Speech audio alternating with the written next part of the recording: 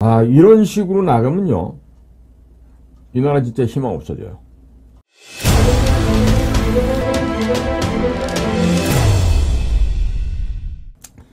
성인지 예산이 30조 원이 돌파됐습니다. 그런데 확인해 보세요. 담당 공무원들이요, 성인지 예산이 무엇인지도 정확하게 모르고 있습니다. 그렇기 때문에 이것을 일명 운동권 애들의 밥그릇 예산이다, 이렇게 평가를 할 수가 있겠습니다.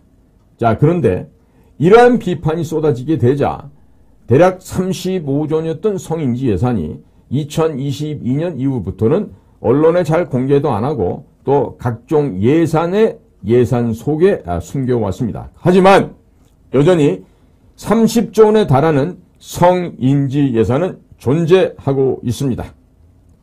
자, 군대 보낸 어머니 아버지들, 자녀들의 안전 문제 매일마다 아마 염려하고 노심초사하실 거예요. 그런데 우리는 병역이 의무로 되어 있죠. 의무입니다. 모병제가 아니고 의무병제로 되어 있기 때문에 누구든지 사지 육신이 멀쩡한 자들은요, 군복무를 통해서 국방의 의무를 해야 됩니다. 그런데 이 같은 젊은이들에게 최소한도 200만 원은 줘야 되지 않겠습니까? 자, 그러면 이 병사들의 급여를 200만 원까지 인상하기 위해서는요, 직업군인들이란 부사관 혹은 장교들의 예산을 빼와야 된다고 합니다. 자, 그렇기 때문에 이런 사병들의 급여를 좀 인상하기 위해서 각종 수당을 부사관들이나 장교들로부터 폐지하고 뺏어버렸다고 하죠.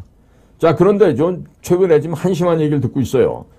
직업군인들이 야외 훈련 나가서 자기들이 먹을 이 식사, 밥과 반찬 부식이 제대로 공급이 안 돼서 각자 현장에서 돈을 주고 사 먹으라고 한대요.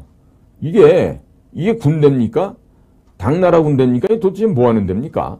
이런 한심한 일들이 벌어지고 있고요. 그리고 또 정부에서 또 국방부 이런 데서 병력 부족하다, 이런 얘기가 좀 계속 나오죠. 그런데 국방 예산이 부족하니까 무슨 군인들도 전역을 해서 연금 지급을 받을 경우에도 55세에서 65세로 늘리고 또 그 예산을 어떻게 좀 전용을 해볼까, 이런 좀 잔머리를 굴리고 있는 것 같은데, 자, 그러다 보니까 제가 근무했던 국가정보조직도요, 지금 이와 같이 55세에서 65세로 연금 지급 시기가 늦춰진 것 같아요. 그러니까 더럽고 치사해도 입을 꽉 다물고 눈알만 돌리면서 아무 일 안 하고 월급만 받아먹고 있는 이와 같은 한심한 일들이 어찌 국방부와 국가정보원에서만 있겠습니까?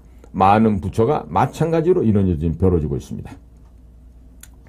그런데 군인의 경우는요, 격지, 오지, 우리 보통 격오지라고 하는데, 이런 산간에서 혹은 외떨어진 낙도에서, 무인도에서 이런 곳에서 목숨 걸고 근무하는 것들이 직업 군인이에요.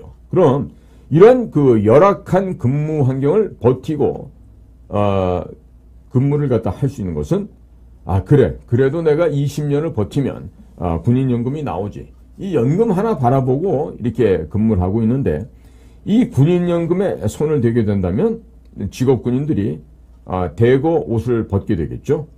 이렇게 되면요, 대한민국의 국방이 한순간에 무너지게 됩니다. 지금 최근에 연금 개혁을 한답시고 18가지인가 20가지인가의 대책을 내놨다고 하는 얘기가 뉴스에 보도된 적이 있었어요. 그리고 대통령실에서 지금 이거 연금 손대고 있는 친구가 무슨 이자도 또 서울대학교 나와서 대통령 비서실장의 사위라고 하던데, 이자도 지금 보면은 스웨덴 같이 인구 몇 명 되지도 않은 나라에 가가지고 종이로 공부를 하고 온 친구예요.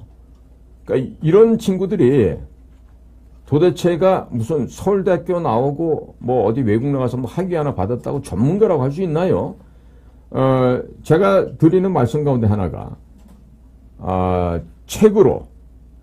책상에서 운전을 배우게 되면요, 실제로 도로에 차량을 몰고 나가면요, 100% 사고 납니다. 이게 지금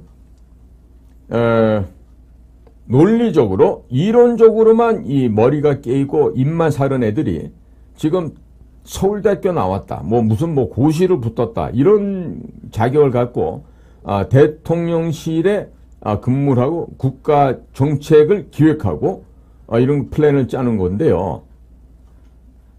이런 식으로 나가면요, 이 나라 진짜 희망 없어져요. 진짜 어려워집니다. 그러니까 자, 한여름에 우리 예를 들어서 격오지에 나가서 근무하는 군인들이 에어컨이 있겠습니까? 그러면 한겨울에 폭풍 한설 몰아치는 그때는 히터가 나옵니까? 그것도 제대로 안 돼 있어요. 그런 최전방 격오지에서 오로지 자신들의 목숨을 걸고 이 국가를 방해하겠다는 이런 군인들에 대해서 에어컨 틀어놓은 시원한 방에서 일하고 또 그냥 정시에 출퇴근하는 일반 행정직 공무원들하고 동일하게 대우한다는 것이 말이 되는 이야기입니까? 그렇죠. 당연히 안 되겠죠. 즉 대한민국이 제대로 된 국가, 강대국이 되고자 한다면 제복을 입은 공무원들과 그리고 기업인들이 존경받는 사회가 되어야 됩니다. 물론 공무원이라 그래서 저와 같이 생명의 사선을 넘어다니던 사람들과 시청 공무원들, 구청 공무원 혹은 동사무소 공무원들하고 똑같이 20년 일했으니까 25년 일했으니까 똑같은 연금을 준다. 사실 그런 것들은 웃기는 소리죠. 그런데 이 나라 현재 연금 제도가 그렇습니다. 저도 또한 거기에 예외 없이 똑같은 대우를 받고 있다는 점을 말씀을 드릴 수 있겠어요. 그래서 이런 시민단체에다 보내는 예산 102조 그리고 성인지 예산 30조 이것들을 전부 국방비에 투자를 하게 된다면 군대가 양질의 직장으로 탈바꿈하게 될 것이고 또 많은 청년들도 장기 근무를 지원하게 될 것입니다. 그러면 병력 부족 현상과 청년 일자리 부족을 해결하는 두 가지 문제를 해결하는 두 마리 토끼를 동시에 다 잡을 수가 있습니다. 국민들께서 수긍할 수 있는 수준에서 세금을 책정하고 국민의 혈세는 정말로 필요한 곳에만 써야 하지 않겠습니까? 그러나 지금 정치인들은 대한민국의 주인인 국민들의 눈과 귀를 가리고 국민들의 재산을 약탈한 뒤에 자기 자신들이 무상복지를 해준다고 이렇게 거짓말로 생색을 내고 있는데 바로 이런 자들을 거짓말쟁이 사기꾼이라고 하는 것입니다. 국민들께서 낼 수 없는 세금을 책정해 놓고 안 내면 처벌해서 사회적 범죄자로 만드는 것은 온당치 못한 처사로서 이와 같은 원천적인 범죄를 벌이고 있는 저 국회, 저것들을 이 나라에서 없애야 된다 이렇게 봐야 되겠죠. 이러한 일련의 과정들이 동시다발적으로 진행된다면 국내외 기업들이 대폭 투자를 늘려나가게 됩니다. 그리고 부자들도 돈을 쓰게 되니까 내수 경제에도 돈이 돌게 될 것입니다.